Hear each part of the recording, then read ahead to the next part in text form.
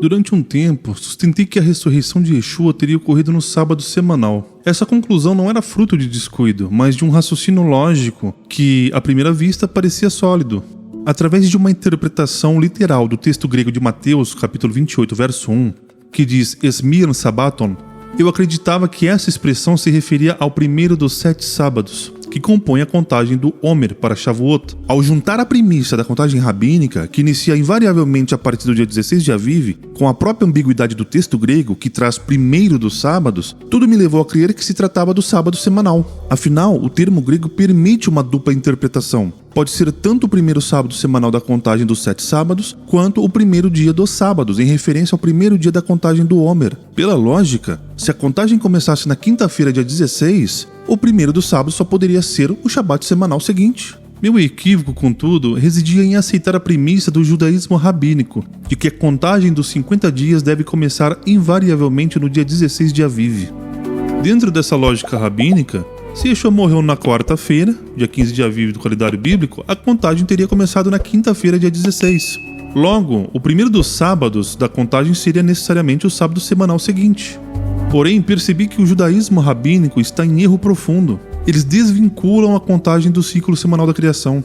Ao retornar à Torá e ao calendário bíblico, compreendi que a contagem do Homer não começa em uma data fixa, no dia 16 no caso, mas no dia seguinte ao sábado semanal, que é o primeiro dia da semana, ou aqui para nós o domingo. Então, quando vemos a expressão Miaton Sabaton no grego, ela não se refere ao primeiro sábado da contagem, mas ao primeiro dia dos 50 dias para Shavuot, ou seja, ao primeiro dos sábados está se referindo ao primeiro dia dos 7 sábados, ou seja, primeiro dia dos 50 dias para Shavuot. A raiz do erro cronológico que permeia o entendimento tradicional reside na interpretação do judaísmo rabínico. Eles defendem que o Shabat mencionado em Vaikra capítulo 23, ou seja, em Levítico capítulo 23, não é o sábado semanal, mas o feriado de 15 de Aviv, ou seja, o primeiro dia de Matzot. Com base nisso, o judaísmo rabínico inicia a contagem de 50 dias invariavelmente no dia 16 de Aviv. Esse sistema lunar babilônico desvincula a festa do ciclo semanal da criação, fazendo com que Shavuot caia em qualquer dia da semana. Contudo, na linhagem sacerdotal de Tzadok, o calendário era solar. Na semana da crucificação, houve uma colisão profética. No calendário de Tzadok, que é o calendário bíblico real, a quarta-feira já era o dia 15 de Aviv, ou seja, já era o primeiro dia de Matzot, o primeiro dia da festa de pães ázimos, permitindo que Yeshua celebrasse a Páscoa legalmente. Para o judaísmo oficial, era o dia 14. E Yeshua morre no dia 15 de Aviv, no calendário bíblico, o dia da liberdade.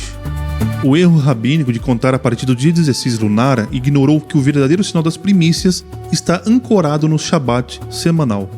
O hebraico bíblico é cirúrgico na distinção dos termos. Quando a Torá se refere a um descanso festivo ou alguma solenidade, ela apresenta alguns termos que são diferentes de Shabat. Nós encontramos termos como Mikra Kodesh, que significa uma santa convocação. Isso você pode estar verificando ali em Levítico capítulo 23, verso 7. Shabbaton, que é um descanso solene ou um repouso festivo, que nós vamos encontrar também em Levítico capítulo 23, verso 24. E quando nós temos ali um nível máximo de repouso solene, que geralmente é aplicado ao Yom Kippur, nós temos Shabbat Shabbaton, como está em Levítico capítulo 23, verso 32.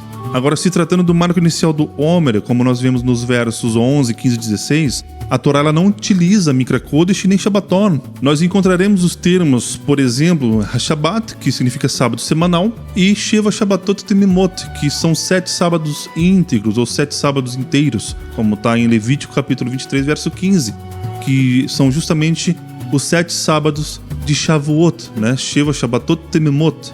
Diferente do judaísmo rabínico, que conta 50 dias a partir do dia 16, a Torá exige que a contagem comece no dia seguinte ao sábado semanal, isto é, que comece a contagem no primeiro dia da semana, que para nós é o domingo, e termine no dia seguinte ao 7º sábado, que também é o primeiro dia da semana, que para nós também é o domingo, garantindo 7 semanas completas. Sheva Shabbatot Temimot, ou seja, são 7 sábados íntegros. Ao voltar ao grego sem a lente rabínica, a expressão Miaton Sabaton revela seu sentido técnico. O texto mantém Sabaton no plural, por ser uma referência direta ao termo hebraico Shabbatot, que são sábados, na contagem do Homer. A leitura técnica é no primeiro dia dos sábados.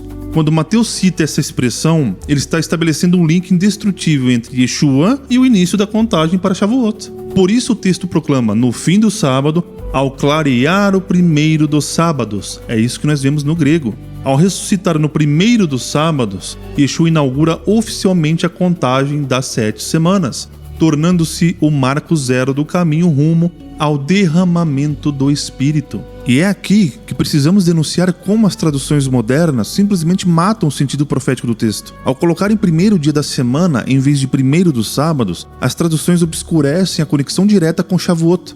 Se os apóstolos quisessem dizer apenas semana, teriam usado a palavra grega específica para isso, mas eles usaram primeiro dos sábados, para mostrar o cumprimento profético das primícias. Yeshua é a primícia dos que dormem, e a sua ressurreição é a abertura exata da contagem do Homer. Infelizmente, tradutores cristãos que ignoram as festividades bíblicas são induzidos ao erro. O sistema religioso atual induz as pessoas a acharem que a Torá foi abolida, desencorajando o estudo da palavra de Deus. Pior ainda, tentam induzir ao erro abismal e satânico de achar que a ressurreição no primeiro dia da semana visava mudar o dia da guarda do sábado para o domingo. Essa é uma cegueira teológica que impede a compreensão de que Yeshua veio cumprir as festas e não anular o Shabat da criação.